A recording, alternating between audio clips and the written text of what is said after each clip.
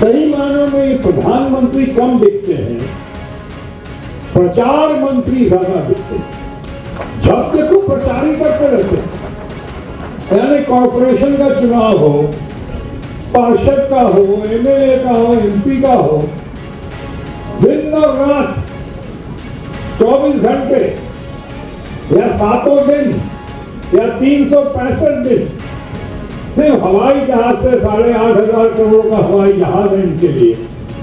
उस हवाई जहाज में से भ्रमण करते रहते हैं, प्रचार करते रहते हैं, कैंपेन करते रहते हैं। अरे बाबा, काम कब करते हैं हम?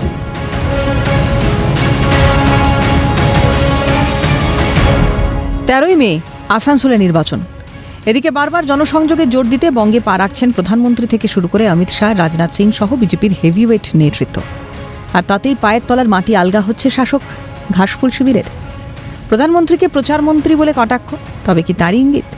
তবে গোটা ঘটনায় যে ক্ষুব্ধ গেরুয়া শিবির তা আসানসোলের বিজেপি প্রার্থীর কথাতেই স্পষ্ট। আমি কিন্তু কোনো উক্তি করতে চাই না। তো প্রধানমন্ত্রী আছে, উনি মুখ্যমন্ত্রী আছেন, দুজনেই সম্মানীয় আছেন। কুকথার রাজনীতিকে বারবার হাতিয়ার করেছে শাসক দল তৃণমূল। সত্যি কি এটা ঘাসফুল ট্রেন্ড, নাকি লাইমলাইটে আসার সহজ পন্থা? কুকথার রাজনীতির ভোট বক্সের হাল কি হয় সেটাই দেখার। তৃণাঞ্জন চট্টোপাধ্যায় রিপোর্ট, ক্যালকাটা নিউজ।